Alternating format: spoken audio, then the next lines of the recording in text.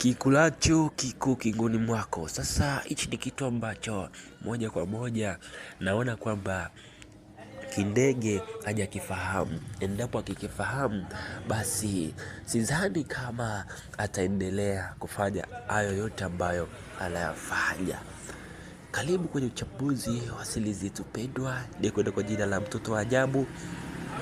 Kama ni mara yako ya kwanza unatazama hii video, tafadhali nisaidie kubonyeza neno lililoandikwa subscribe hapo chini ya video. Then ukisha subscribe, unaweka maoni yako, unafuatilia Mtoto wa Ajabu ukiwa wapi na ni kipi ambacho unajifunza kwenye hii tamthilia ya Mtoto wa Ajabu. Utakuwa umetisha kinoma noma. Utakuwa mtu wa kwanza kabisa kupata taarifa za video zetu mpya punde tutakapokuwa tunapost video mpya hapa kwenye channel yetu ya Simulizi Plus. Okay, tuendelee na uchambuzi wetu. Sasa nakumbuka kwenye episode ya 31 kipindi inaanza, tuweze kumshuhudia Kindege akiwa ana kipochi fulani hivi ambacho kilikuwa na pesa. Sasa kile kipochi alitumia brand kukiweka kile kipochi kwenye begi la Baby Supu, kipindi Baby Supu anataka kupelekwa shuleni, ili ionekane kwamba Baby Supu ni mwizi ili asipelekwe shuleni.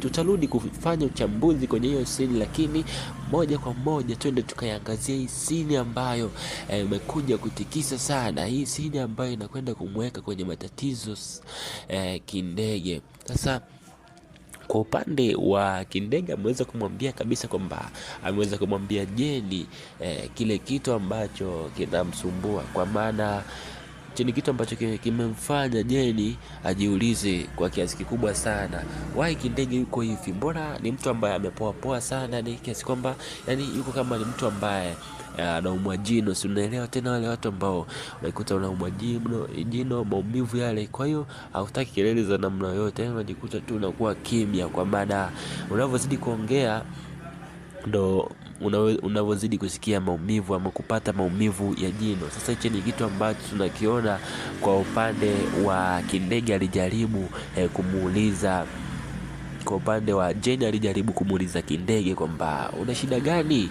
au unaumwa jino, yani uko kama mgonjwa wa jino. Sasa awali yote tunaona Kindege akaweza kumwambia Jeni kile kitu ambacho kinachomsumbua kwenye ubongo wake.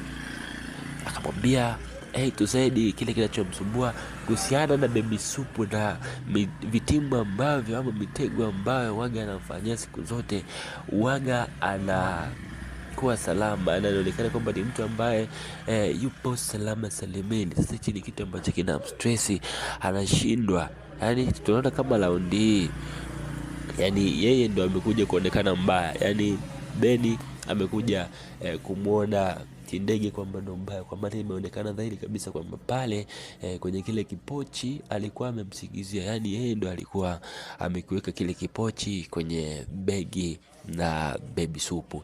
Sasa plani zake zikwenda tofauti Kindege. Sasa anaanza kuhuzunika ama kujutia kwamba kwa nini imefikia hatua mpaka Baby Supu amepelekwa shuleni, kwa nini inakuwa hivi? Sasa tunaona Jeni anajaribu kumkumbusha kuhusiana na wale watu ambao ilisadikika kwamba watafutwe ili waweze kuifanikisha kazi ya kuweza kumpoteza Baby Supu, lakini Kindege anasema kwamba bado watu hawajapatikana. Endapo hawajapatikana, basi kila kitu kitakwenda sawa. Lakini Kindege bila kujua, kumbe mwenzake ana lake moyoni, yani Jeni ana lake moyoni, yani anawaza kwamba kitu ambacho Kindege akijui ni kwamba Jeni anawaza kwamba kabla Kindege hajampoteza Baby Supu, basi hiyo ndo fursa ya Jeni kuweza, yani Jeni atakuwa tayari amempoteza Kindege. Sasa ni kitu ambacho Kindege hajakielewa. Kumbe rafiki yake ambaye ni Kindege, ambaye ni Jeni, ana lake moyoni, yani ana mipango mingine tofauti kabisa ambayo iko nyuma ya pazia, na ni kitu ambacho hata Kindege mwenyewe hajakifahamu. Yani inasemekana kwamba kabla kabla Kindege hajamuua Baby Supu, basi Jane atakuwa amemuua Kindege. Sasa hapo ndo tunaona mchezo unakwenda kuwa ni mgumu, unakwenda kuwa ni mzito. Lakini licha ya yote ambayo tunaona kwa upande wa Kindege anamfanyia Baby Supu, lakini Baby Supu ndo amekuwa na ulinzi mkubwa sana wa kuweza kumprotect ama kuweza kumlinda Kindege, kwa maana asingekuwa Baby Supu na imani sasa hivi hatungekuwa tunamuona Jeni, hatungekuwa tunamuona Kindege wala nini, ila msaada mkubwa unatoka kwa Baby Supu. Yani ulinzi ambao Baby Supu anaufanya kwa Kindege, japokuwa wote wanawindwa wanataka wapotezwe, ni mkubwa mno, afu kizingatia na matendo ambayo Kindege anamfanyia Baby Supu, lakini bado Baby Supu anaonyesha hulka ya kutaka kumsaidia Kindege. Anaamini kwamba siku zinavyozidi kwenda, basi Kindege atafahamu kweli wa kile kinachoendelea. Kwa hiyo ndio itakuwa njia ya kubadilika. Yani Baby Supu anafanya kitu ambacho kashawa na maono yake kwamba hapa mbeleni Kindege ataufahamu kweli na atajutia kwa makosa ambayo atakuwa ameyafanya ama ambayo alikuwa anataka kumfanyia Baby Supu. Kwa hiyo ndio utakuwa ni mwanzo wa Kindege kubadilika kwa kiasi kikubwa. Kwa hiyo tunaona kwa upande wa Baby Supu, naweza nikasema kwamba amempa muda, yani Baby Supu amempa Kindege muda wa kubadilika, ni muda wa kujirekebisha, kwa maana imefikia hatua sasa anawaamini sana marafiki na sipo kuzingatia watu ambao wako nyuma yake kwamba ndo wanamsaidia kwa kiasi kikubwa.